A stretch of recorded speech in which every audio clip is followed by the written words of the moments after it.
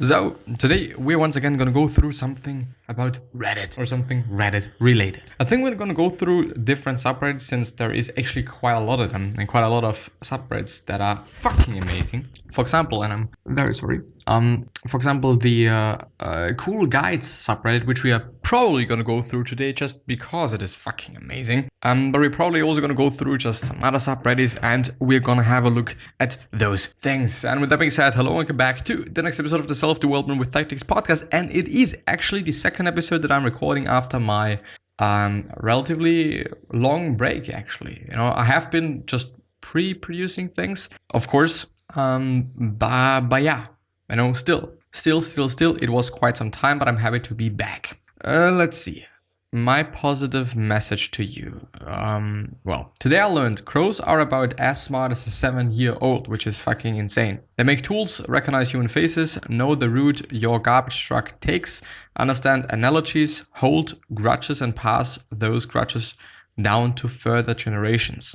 Which I then wonder, you know, have they been evolving throughout the generations? Like, I mean, of course, there's gonna be some crows that are just fucking dumb. Yeah, just because of genetics, just because of what they have gone from previous generations.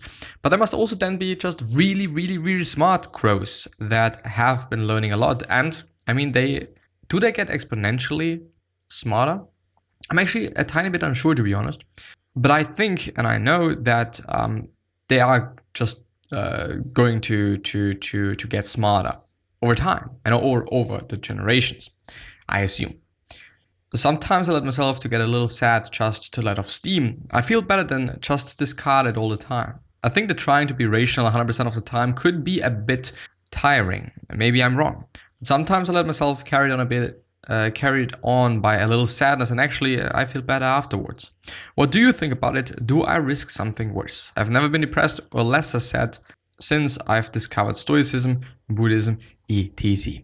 I think it is quite normal. I think it is just also something that I sometimes do. You know, sometimes it just really feels good to just be sad and let it go and don't, you know, and not working against it and trying to maybe hold it back. But I gotta have to say that if this is the case, then I do think that you should be trying to solve that, and that you should be trying to do something about that, and that you should be trying to well, you know, indeed solve that problem, because there might be something, you know, there might just be something subconsciously or consciously, but I think more or less subconsciously, that you just don't really like about your life, about just whatever is in your life, the people, the activities, the scenarios, your surroundings, your environment, all of those things. There might be just something that really makes you sad. But I think, and it is, as I said, something that I also do,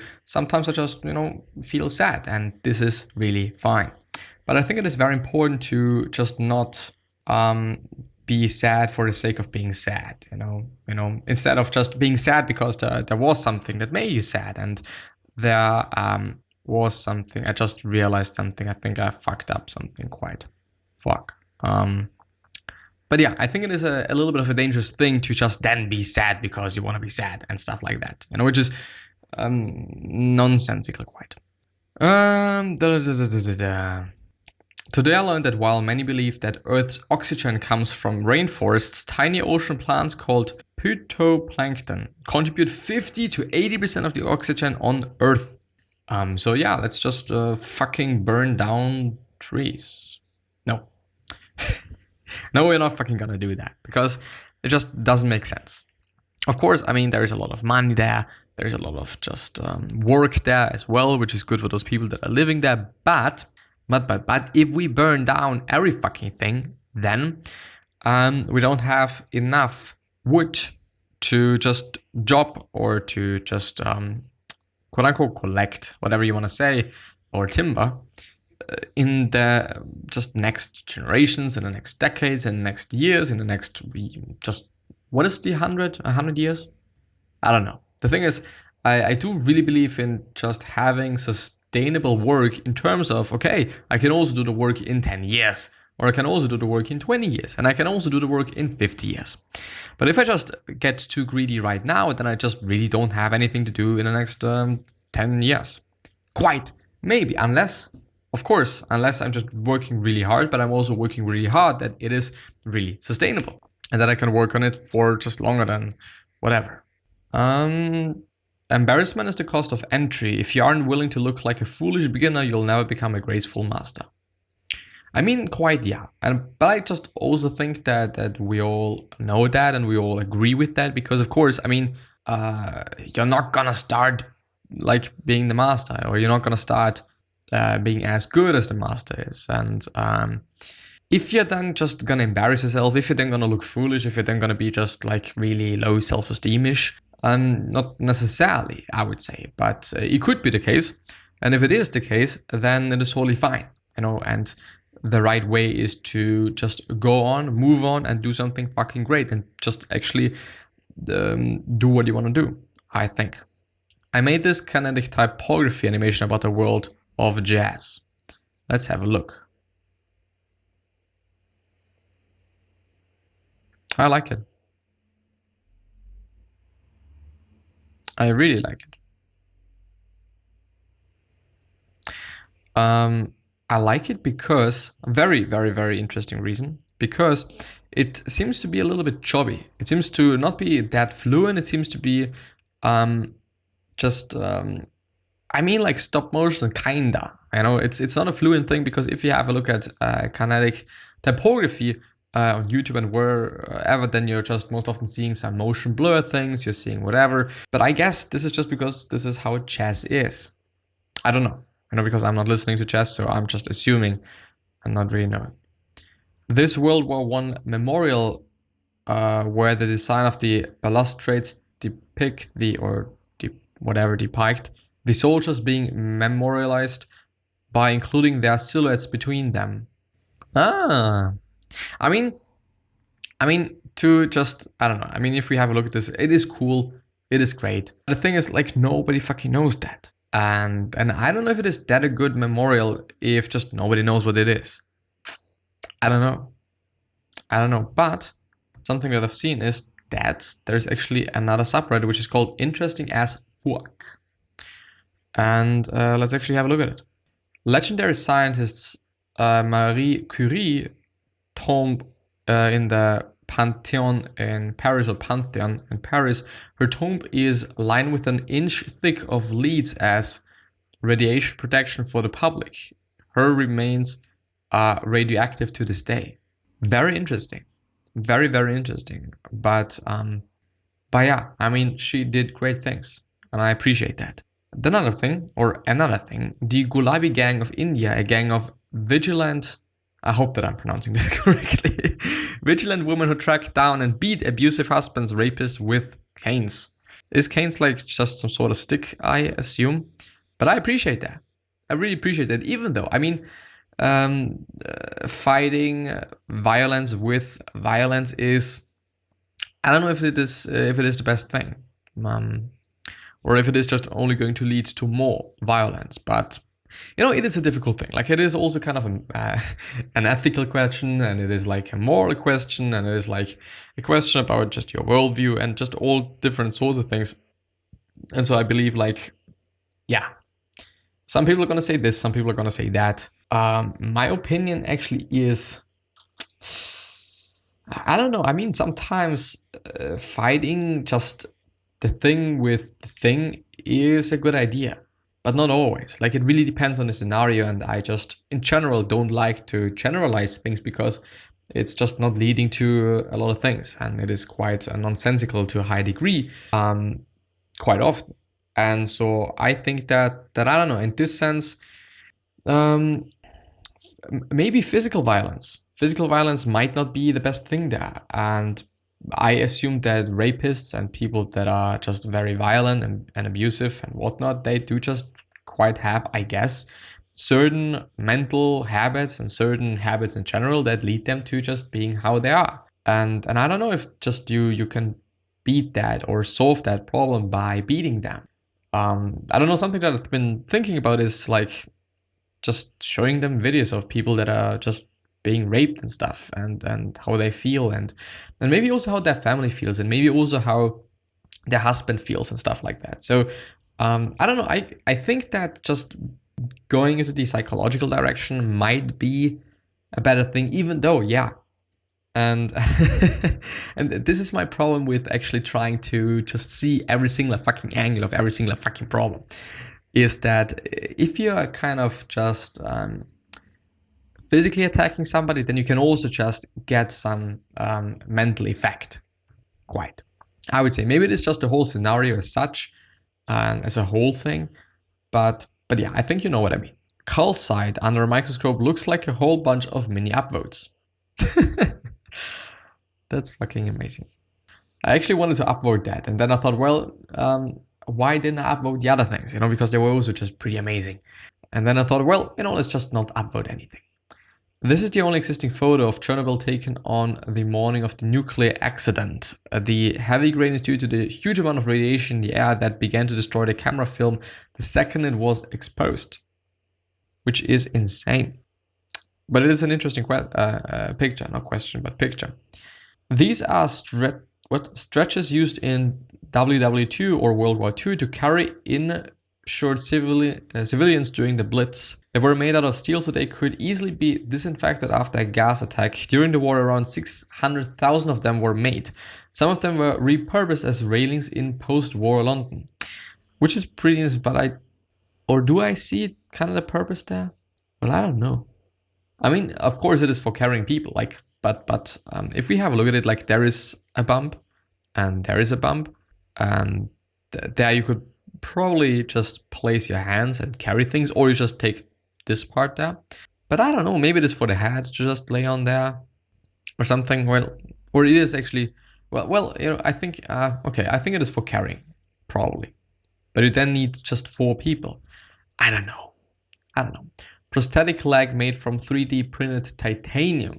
And it looks hella cool. And I also assume that people wearing this and or having that feel maybe better than people that are not having that. This perspective's photography arch credits.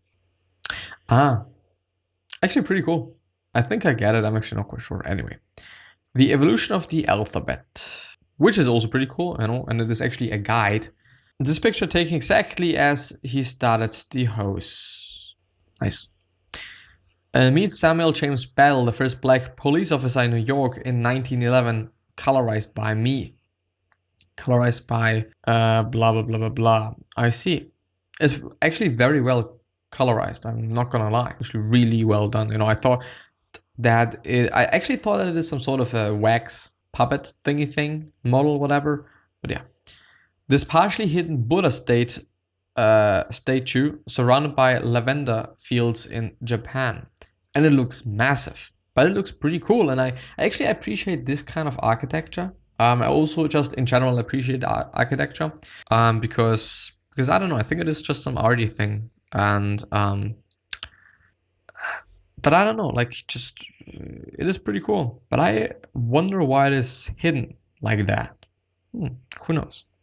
Elephant in Thailand receiving a new prosthetic leg, which is amazing. See volcano eruption from space. The small dot is Mercury in front of the sun.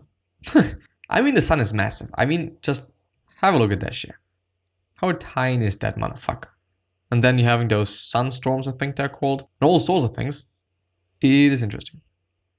Ancient Japanese preserved tattoo and skin.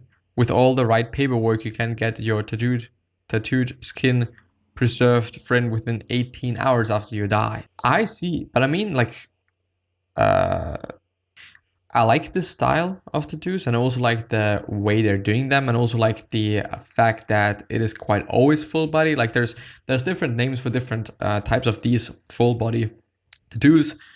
Sometimes they're not fully full body. In terms of, for example, having in the middle of your chest or in the middle of your body quite a line where there's nothing, and they all have different names, as I said. But I appreciate that. You know, it's a different style. They look very, very, very, very harmonic in terms of like it is one whole thing, and it just works together very well. And yeah, From a seed in 30, growing avocado tree from a seed in 43 days. I'm sorry. Pretty cool. Rainstorm after Denver City. But I do want to have a look because it's a little bit boring. Cool guides. I know we're gonna have a look at cool guide. The difference between sativa and indica. Yeah. What is that? How to make a backpack from a pair of pants in an emergency. I mean, it could work. Yeah. Interesting. Different forms of colorblindness. Normal vision, deuter anomaly, protanopia, and we're having Protanopia. And yes, it's Protanopia and not whatever I said. Not being political, but a lot of people don't really understand the world. Early warning signs of fascism. Well, never mind. Powerful and continuing nationalism, disdain for human rights, identification of enemies, scapegoats as a unifying cause, supremacy of the military, rampant sexism, controlled mass media, obsession with national security, religion and government are intertwined, which does not always necessarily have to be the case, but I think, as you said, it is an indicator, or can be. Corporate power is protected, labor power is suppressed, disdain for intellectuals and the arts, obsession with crime and punishment, rampant chronism and corruption, and fraudulent elections, which is by Lawrence W. Britt. If you wonder. A full guide to Minecraft enchanting, which looks pretty cool, but I'm not that interested in that. How to wear a non-medical fabric mask safely. Okay, do's, and then there's going to be don'ts, but we are first of all going to go through the do's. So what should we do? Clean your hands before touching the mask. Inspect the mask for damage or if dirty. Adjust the mask to your face without leaving gaps on the sides. Cover your mouth, nose, and chin. Avoid touching the mask. Clean your hands before removing the mask. Remove the mask by the straps behind the ears or head, and not by touching the mask. Pull the mask away from your face. Store the mask in a clean plastic resealable bag if it is not dirty or wet and you plan to reuse it. Remove the mask by the straps when taking it out of the bag. Wash the mask in soap or detergent, preferably with hot water, at least once a day. Clean your hands after removing the mask. I see. Don'ts. Do not use a mask that looks damaged. Do not wear a loose mask. Do not wear the mask under the nose. Yes, fucking important. Do not remove the mask where there are people within 1 meter. Do not use a mask that is difficult to breathe through. Yes, because it's just not good for you. Do not wear a dirty or wet mask, and do not share your mask with others. Because yes, and it is actually from the World Health Organization. A fabric mask can protect others around you. To protect yourself and prevent the spread of COVID-19, remember to keep at least 1 meter distance from others. Clean your hands frequently and thoroughly, and avoid touching your face and mask. Right. Agnostic and atheists are not mutually exclusive labels. Doesn't claim proof exists. Agnostic theists and agnostic atheists does believe in gods. Agnostic theists and agnostic theist does claim proof exists. Gnostic atheists and gnostic theists doesn't believe in gods. Agnostic atheists and gnostic atheists. So whenever you're an atheist, then you're not believing in just God or something. It's a little tedious, but this decision pyramid has helped me work through a lot of complicated choices. Well, it's a little bit too much for me to go through. Be an expert. I'm gonna have a look at this. We are gonna have lagers or lagers, I don't know, and ales. Lagers have a crisper taste due to their fermentation process. They are fermented for longer and at lower temperatures, mellowing the beer and creating a smoother taste. Ales are sweet, full-bodied, and vary in color depending on the grains used during brewing. Many ales contain hops, which add a bit of flavor to counteract the sweetness. I think I could also, it's actually better like that. So we're gonna have the Pilsner, then we're gonna have Oktoberfest. Pilsner, straw-colored, highly carbonated and low in alcohol. Oktoberfest, full-bodied and dark brown, drank in October. No, not necessarily. you know, just because it's Oktoberfest. Like, yeah, the Oktoberfest is in October. Yeah, anyway. Then we have Bock, sweet and dark with widely ranging flavors. Dunkel, which stands for dark, and this is German. Dark amber with smooth flavors familiar to coffee. This sounds actually pretty good. Key, beer name. Description of beer and flavors present, well, what is hobby, what is multi, glass guide, what to try, like Budweiser. Okay, anyway. Ales, porter, dark and heavy with a burnt flavor. Stout, roasted, non-malted, sweet with caramel aromas. Amber, sweet from excess malt and surprise. Amber colored. Irish ale, deep red in color with malty and sweet flavors. Pale ale, malty, hoppy with fruity aromas. And Indian pale ale, which is IPA, extremely bitter and amber colored. And then we have wheat, pale, highly carbonated and commonly fruity. So what is malty, what is just hoppy? Never mind. And then we have some quote unquote suggestions, like Budweiser. Juengling traditional lager. This amber lager with a subtle caramel sweetness is staple for summer days. Like Guinness Founders Porter with strong caramel and chocolate flavors, the porter is one of the best around. Like Blue Moon, then you should try the Högarten Witbier, I guess. Soft taste and slight citrus flavors make this beer easy to drink. Yeah, okay. Like Heineken, Lagunitas Pils, Czech style Pilsner that is light, smooth, and refreshing.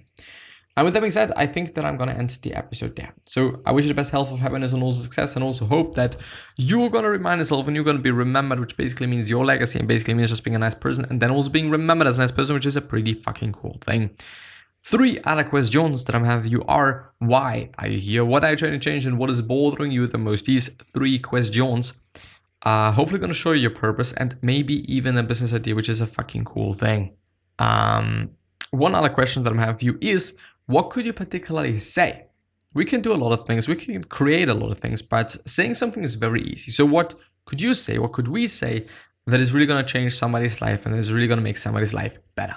Because I totally believe that we all can do something. And yeah, with that being said, I'm hopefully going to see you the next time. Bye. I wish you the best from the bottom of my heart. And yeah, bye, I guess, or something. Have a nice day or night or noon or whatever it might be.